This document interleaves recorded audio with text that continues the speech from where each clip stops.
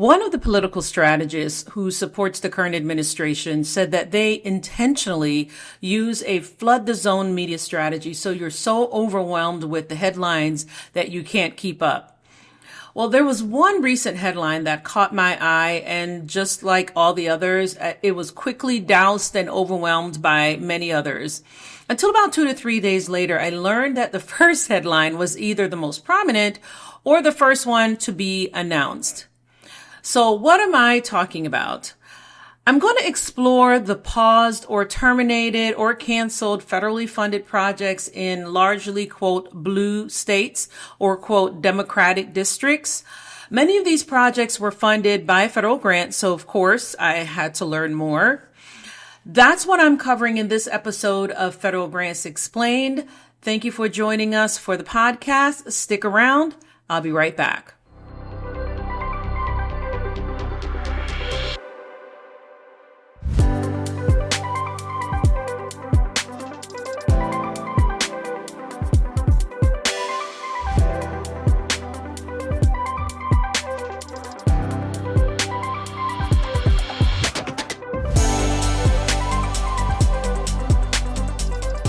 Welcome back to another episode of Federal Grants Explained, a new video series and podcast I created to explain what's happening in the world of federal grants under the current administration. If this is your first time here, my name is Patrice Davis, and on this channel, my goal is to shed light on what's happening with federal grant funding under the current administration. So I'm covering funding freezes, grant cancellations, agency changes, and shutdowns, how the federal workforce reduction will impact how grants are announced, awarded, and monitored by federal officials. And yes, new and relevant federal policy as announced through executive orders and cabinet level memos. When possible, I'll also feature guests such as former federal employees, other consultants, and federal grantees who want to share their story. If this is a topic you find interesting and valuable, please subscribe so you know when the next video is published. In addition to subscribing, please hit that notification bell and share this video with others within your organization or professional association who you think will find this information helpful. One last thing before I get into our main topic. Thanks so much to all of you who have subscribed and shared videos with your colleagues and friends. I really appreciate it. We are now at about 141 subscribers. Our next goal is to get to 500. So if you haven't subscribed yet, please subscribe now. I do want to point out, as I do in, some of the other episodes, that I create these videos without any help of AI. So I'm doing this long form. So I'm really psyched that you appreciate them and find them valuable, so much so that you either, hit that like button or you subscribe. So I'm going to ask you to do 3 things. Subscribe, turn on notifications by clicking the notification bell, and 3, add a comment if you're compelled to. Obviously, the comments tell the YouTube algorithm that you find this valuable enough to drop a comment. Thank you in advance for doing all 3. I appreciate it. So I'm a former federal employee, and I'm the founder of GrantsWorks Consulting and GrantsWorks Academy. We specialize in federal grants. My team and I have obtained and managed over $300 million in federal grants from over 20 federal and other government agencies for over 18 years. And I've developed and delivered training for clients, collaborators, and for a federal agency. I'm also a certified grant management specialist. This experience is why I'm able to bring you what I call broke down info on federal grants, or what I like to call federal grant clarity without the sound bites. Okay, so I'm ready to get started on what we plan on covering today. So I first heard about the cancellation of the $16 billion Hudson River Tunnel project in a quick news report just, a few weeks ago, and it really piqued my interest. Then I saw the other headlines that the White House canceled $7.6 billion in clean energy projects in, quote, blue states, and another $11 billion for water projects, again, in, quote, blue states. I then read a recent New York Times article that broke down what seemed like a really interesting discrepancy. $27.24 billion with a B in federally funded projects in, again, Democratic districts, and I promise I'll stop using air quotes. Those have been frozen compared to only $738 million in Republican districts.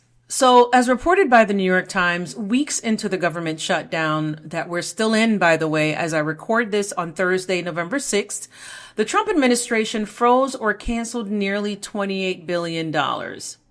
Hey, this is Patrice Davis, host of Federal Grants Explained. So for those of you who are watching the podcast on YouTube, I'm looking right now at an October 14, 2025 article in the New York Times. The title of that article is Trump Targets Democratic Districts by Halting Billions During Shutdown. And what I'm going to do is just feature a few details in this article. Of course, you all can verify this information in other sources if for whatever reason you wanted to do that. But I just wanted to kind of briefly provide this overview because I think it's a great sort of setting point so that we have a better idea of what some of these projects funded.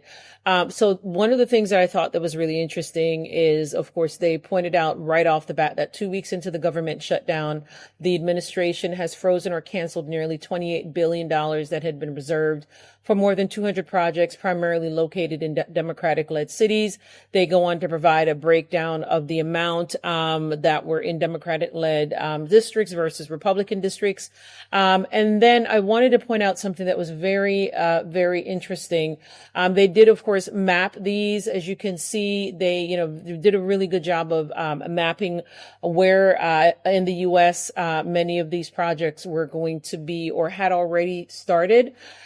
So I do want to point out that their explanations, they had a series of them, was that they decided to pause or terminate the grants because in some cases, the spending would have been wasteful or in conflict with the president's priorities. I've actually seen this language where grants have been canceled because they are deemed to be not in alignment with the president's priorities. And so there's some more. We also saw that apparently one of the reasons that were cited in this article for why they, paused or canceled grants was because they needed to actually review the city of New York and Chicago's contracting policies before, they could verify that, they can actually get the grants. And I have to tell you, what was stated is something that federal agencies do ask for sometimes, but that's typically when they're this typically in the way I've actually seen is that they typically request a new federal grantees policies and procedures, or either a high risk grantee. They'll ask for their policies and procedures to make sure that at least they have the policies and procedures.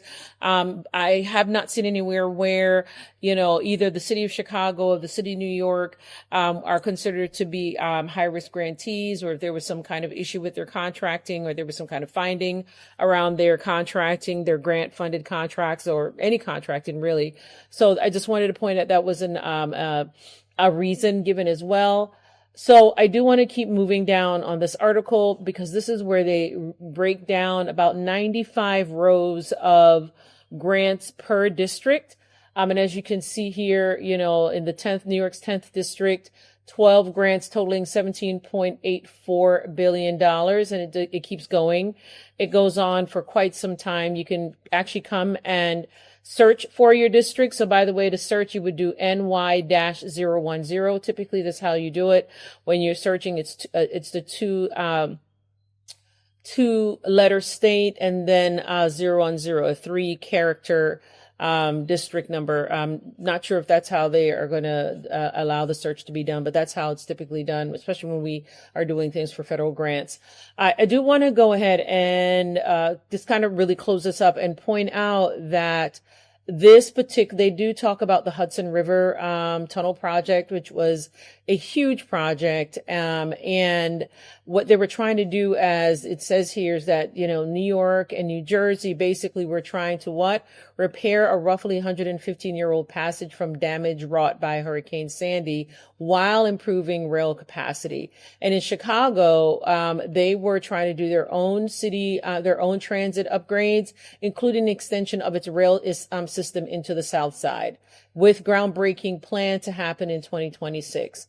So just wanted to make sure you all were provided was a little bit more background. I did think also it was very interesting. This is, I guess, another reason that it was given, that the administration, here it is right here. In both cases, the White House said it was pausing the delivery of federal dollars so it could review the city's contracting policies. The administration sought to determine if leaders had made construction-related decisions on the basis of race, diversity, or inclusion. And as you all know, if you've listened to any of the previous videos that we've done before, if you've participated in any of the monthly webinars that our team hosts, cancellation of grants because they were too DEI infused, or pausing of grants while the DEI components were taken out and then, resumed once they were put back, once they were, properly extricated. All of those things have been happening over the last,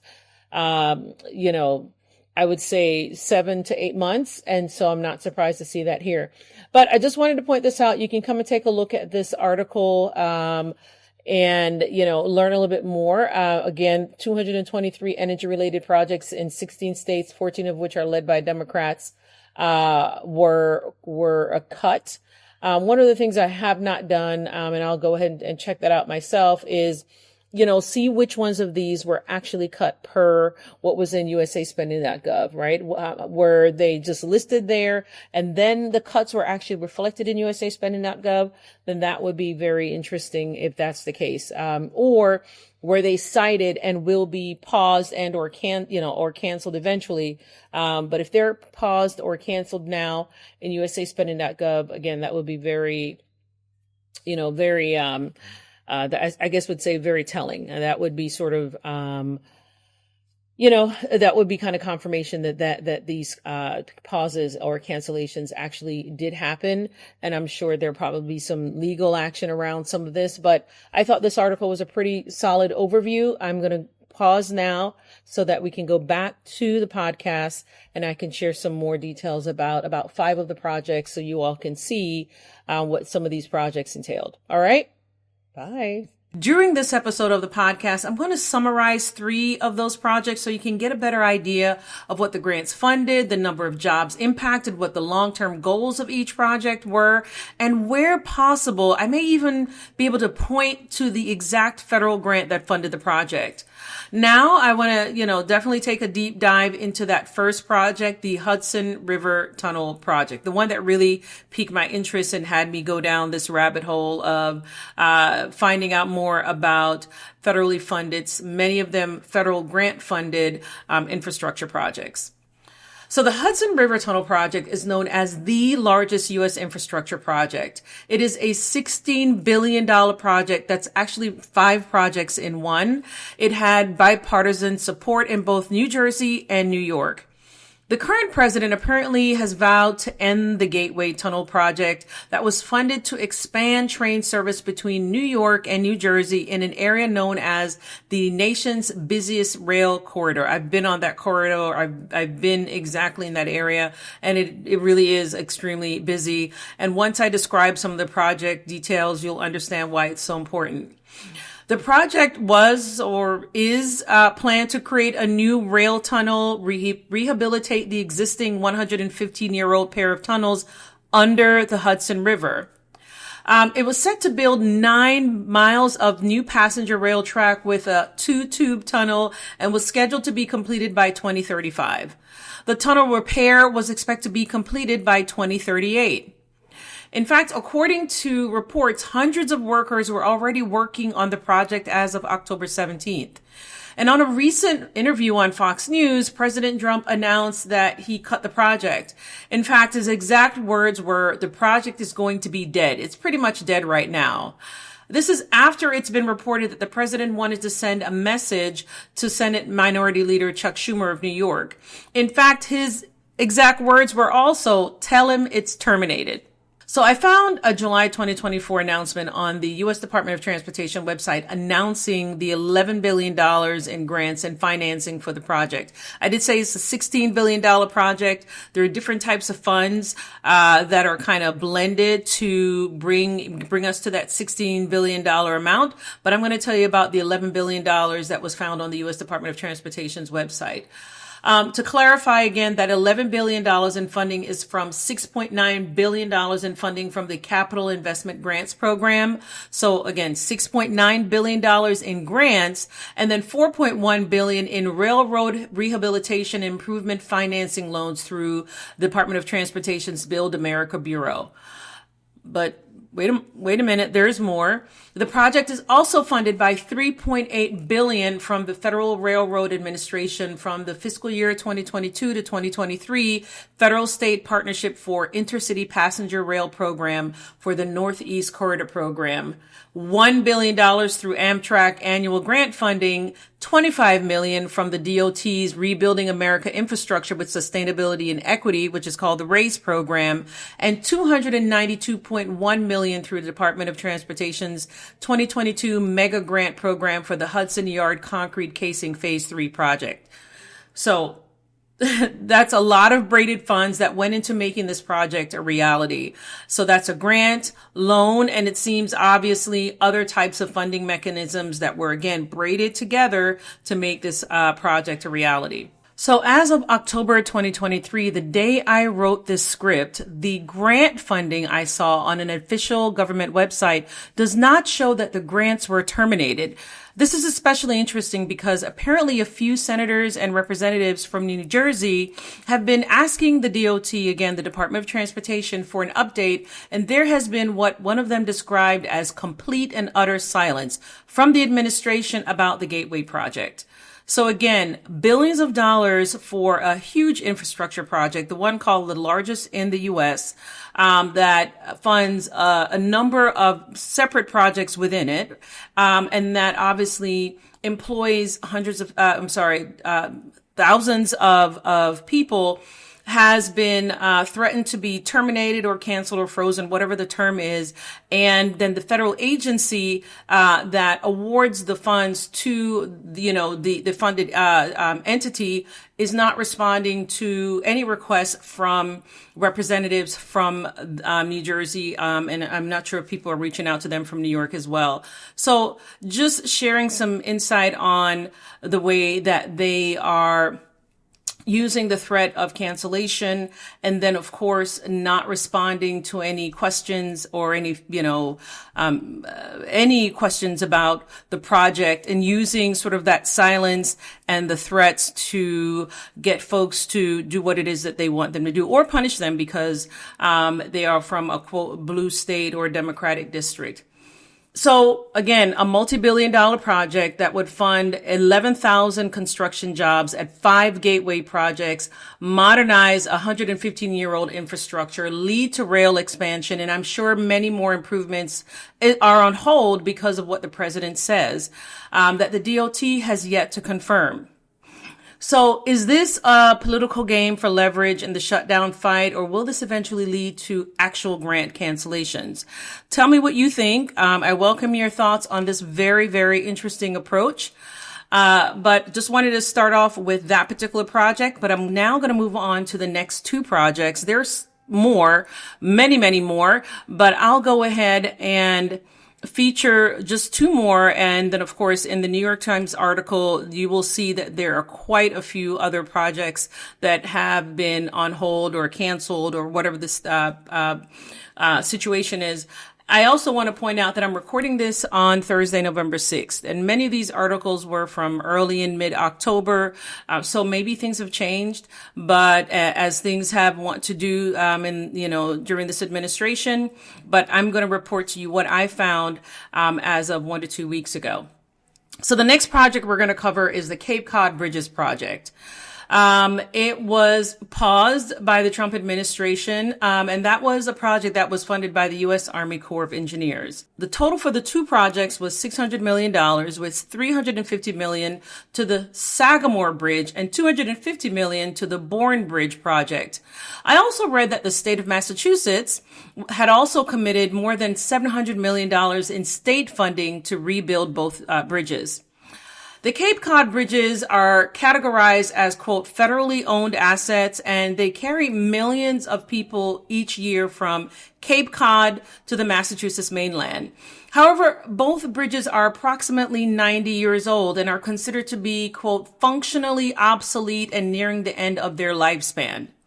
Similar to the previous story, government representatives, including the state's governor, Senators Elizabeth Warren and Ed Markey, and others, issued a joint statement asking about the pause project that was part of $11 billion in U.S. Army Corps of Engineers projects that were reportedly paused. Similarly, no response from the federal government after the Office of Management and Budget tweeted on a Friday night. Again, the Office of Management and Budget tweeted on a Friday night that they would pause, again, $11 billion in U.S. Army Corps of Engineers projects.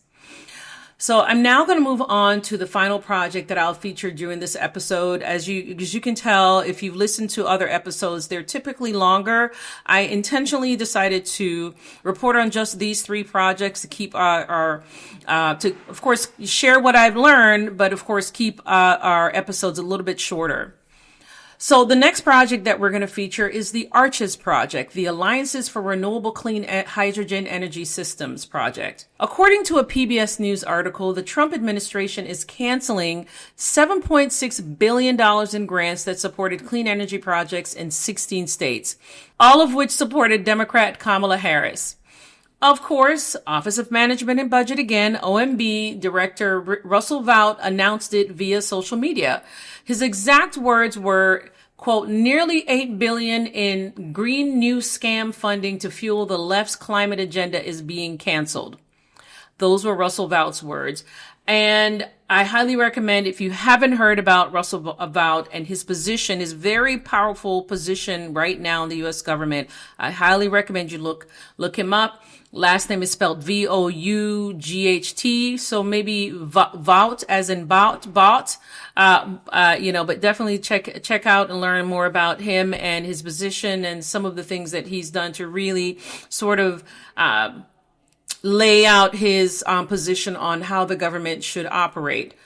So one of the projects in that $8 billion total is the ARCHES, or Alliances for Renewable Clean Hydrogen Energy Systems. ARCHES is described as a public-private partnership formed to accelerate hydrogen projects on an industrial scale, including for shipping and for aviation. ARCHES was comprised of over 400 industry and infrastructure partners, including hydrogen partners and pipeline developers. It's reported that the private sector committed $10 billion for the project and over 200,000 jobs are threatened. Project locations included the ports of Los Angeles, Long Beach, and Oakland, major power plants in Northern and Southern California, and on the reservation of the Rincon Bank of Luiseno Indians. And I want to make sure I say that correctly. Luiseno Indians. The ultimate goal of the project is to decarbonize public transportation, heavy-duty trucking, and port operations by 2 million metric tons per year. Hey everyone, so I am going to do a very, very brief overview of the ARCHES project. It is one of the hundreds of projects around the country that have been paused or outright canceled by the current administration because of some of the various reasons given. So the ARCHES project is the Regional Clean Hydrogen Hubs Program. The actual acronym ARCHES stands for Alliances for Renewable Clean Energy Systems. And it was a project based in California, and it was funded by the U.S. Department of Energy, specifically the Office of Clean Energy Demonstrations. And it was funded by the Bipartisan Infrastructure Law. And, you know, it was, interestingly, as I was digging into this, that they were basically funded up to $1.2 billion. And then they received about $30 million. Let's see if this thing highlights properly. It doesn't highlight properly. They were awarded $30 million, for the first tranche of funding out of a total project federal cost share of up to $1.2 billion. So it was a huge project, and I'm sure, you know, I don't know what the status is. It's part of the reason why we're doing this episode. But you see here that it included 3 ports, major power plants in northern and southern California, in Lancaster, California, and on the reservation of the Rincon Band of Luiseno Indians. So if you want to learn a little bit more, you can certainly come and read this, sort of like this report. It was from the previous administration's page about the Arches Project.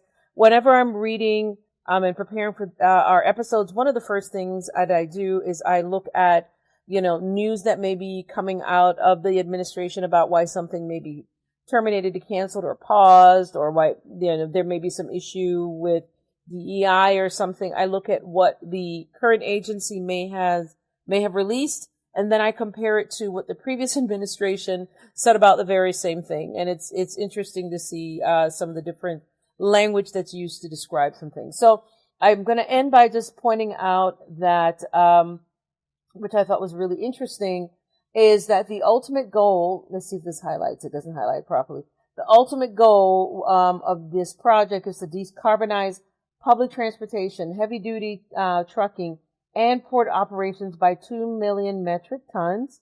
And they aim to power 3 large ports with 200 plus pieces of cargo handling equipment, 5,000 plus fuel cell electric trucks, 1,000 plus fuel electric buses, 1 marine vessel, and turbines and stationary fuel cells. So it was going to be a huge project. I'm curious to find out where they are in the process. As of the date it was announced it was going to be canceled. I'm also curious, once I check the records, to see if it was actually canceled, and just again to get some insight into the status of the funding, the status of the project. Is it on hold because the federal aid because of the Office of Management and Budget and or the Office of the White House actually said that they were going to pause it. But what's really the cause? I mean, what's really the status? So just wanted to make sure you guys, if you're interested, you can go to the Energy Department and you can search for the Regional Clean Hydrogen Hubs Program and read about the Arches Project. Pretty interesting. As a matter of fact, to clarify, it's called an awardee fact sheet. The project is or was funded by the U.S. Department of Energy's Office of Clean Energy Demonstrations, which, by the way, has been proposed for closure by the current administration. In fact, in late September, on the final day of the previous federal fiscal year, the Energy Department announced the termination of 321 awards that support 223 projects because the Department of Energy determined that these projects, quote, did not adequately advance the nation's energy needs, were not economically viable, and would not provide a positive return on investment of taxpayer dollars.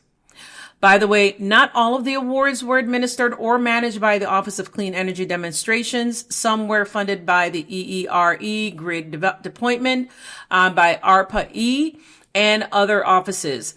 Arches was funded by the Bipartisan Infrastructure Law, a law I've hosted several webinars about and wrote a blog about because I found it and the Inflation Reduction Act fascinating in their scale of funding, in the variety of projects they funded, in the way that it was actually the way that they were both rolled out by the previous administration. I found them fascinating because of the innovations that they would have spurred, the workforce development and apprenticeship programs that they would have brought to reality, the primary and secondary charging infrastructure that they would have built, and they would have helped cement the U.S. as a partner, a global partner in developing and innovating in various forms of alternative energy, green tech, environmental remediation, sustainability, green jobs, and so much more.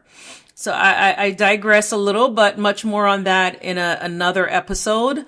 So just wanted to give you some more insight on the scale of the Arches Project and, of course, some of the laws that authorize the funding for projects such as the Arches Project.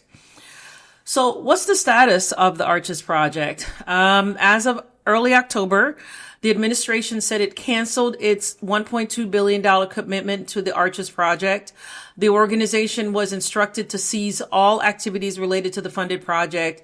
They must not incur any expenses for any new project costs, and they must cancel as many outstanding obligations as possible. So that means that this has been communicated to them that, hey, we are truly going to be canceling this. We're not just threatening it. We want you to cease all activities, make sure you're not incurring any additional expenses, and cancel as many outstanding obligations as possible. So that means the government wants the project to really end, and they want to make sure that no additional expenses, obviously, are going to be charged to the government for that particular project. So, of course, California lawmakers issued a letter denouncing the cancellation. So I did find the initial $30 million tranche of the grant that was awarded to Arches H2 LLC on an official government website. It doesn't yet reflect the cancellation. Maybe by today, I wrote this script in October. Here we are, November 6th. Maybe by today that's changed. But as of the date that I checked, it hasn't shown yet as fully canceled. It did show, though, that of the initial $30 million, that $30 million tranche, $5.6 million has been spent. Okay.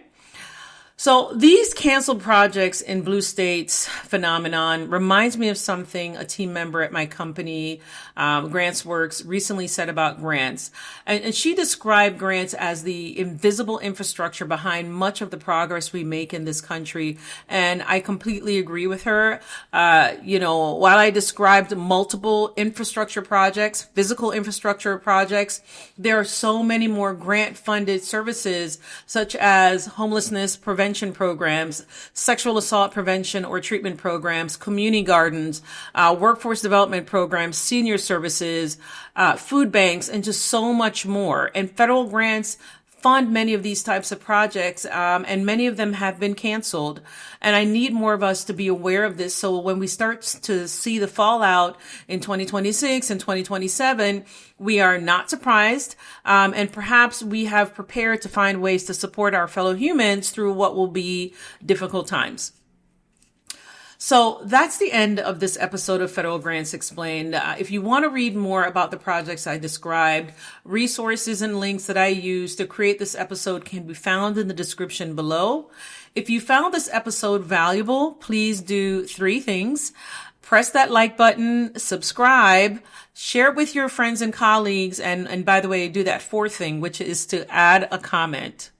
If you're listening on a streaming platform such as Apple or Spotify or another streaming platform, please go ahead, find that area where you can drop a rating, and please give us a 5-star rating.